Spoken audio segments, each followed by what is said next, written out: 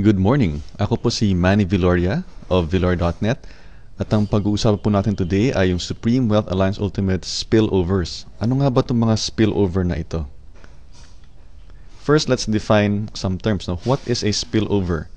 Spillover, your upline or someone above you brings in a direct customer who gets placed under you in your Pay Plan 1 matrix.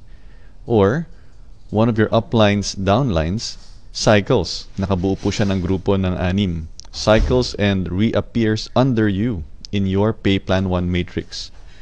We also have the term spill under. That's when someone below you helps fill your Pay Plan 1 matrix. So, tingnan po natin yung diagram para po mas madali. Demo of spillover scenario 1. Okay. Ito pong upline ninyo. Scenario 1, you are placed automatically by the SWA Ultimate System in position 1 of your upline's current matrix.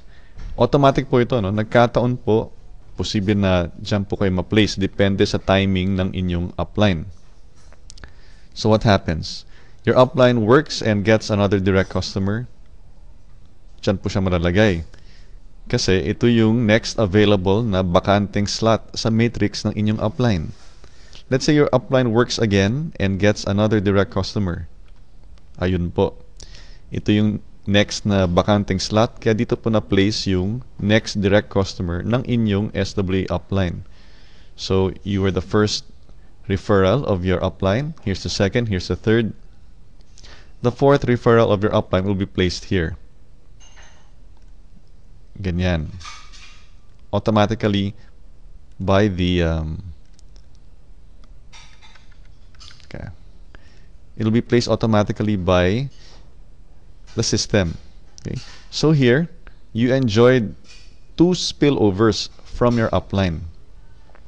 So the next customer of your upline will be placed here and so on. And when your upline fills this, magsa-cycle po ang inyong upline at magkakaroon po siya ng panibagong matrix.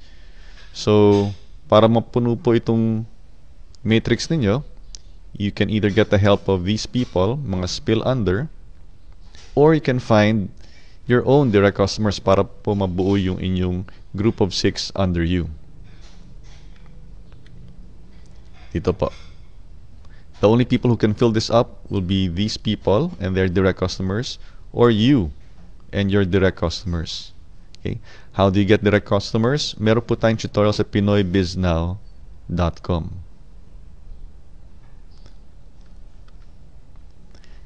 Demo of spillover scenario number 2.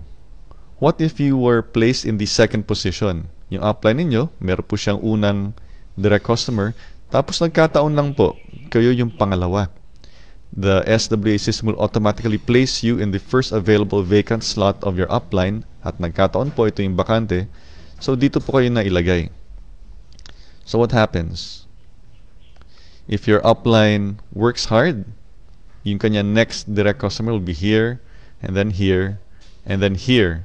So, customer number 1, 2, 3, 4, 5. Yung panglimang direct customer ng inyong upline, malalagay po under you. Yan po ang spillover courtesy of your upline.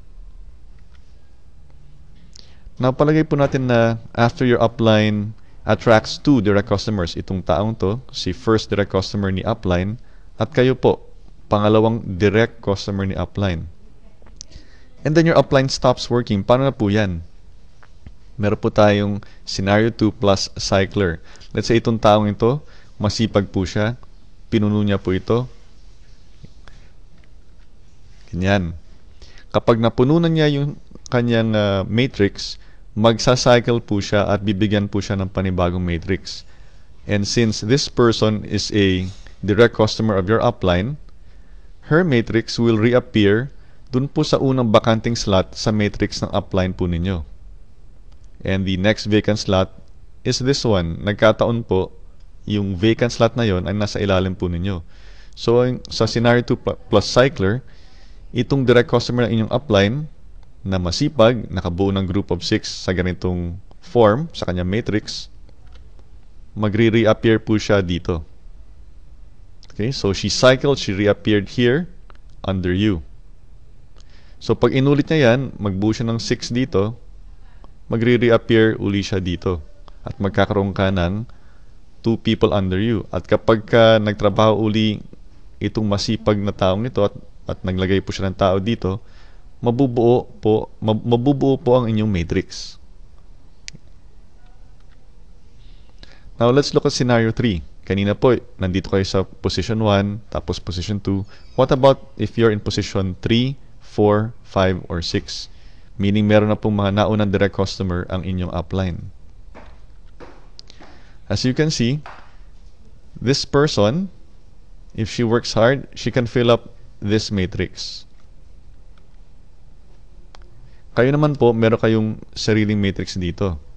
So, kung titingnan natin itong blue line, blue rectangle na ito, ang mapupuno lang niya will be this, this, this, and this, and this.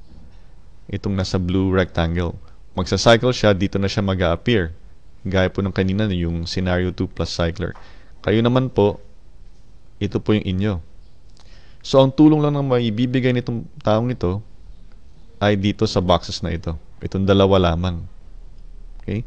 Si apply naman, ang tulong na maibibigay niya sa inyo ay wala. Kasi yung next na ilalagay niyang tao will be either here, here, or here. Wala na pong mailalagay si upline dito sa ilalim ninyo.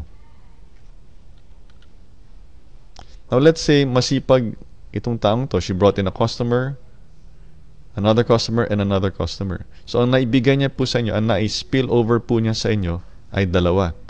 Now, if these two people also attract direct customers, saka pa lang po malalagyan yung mga slots dito po sa ilalim ninyo.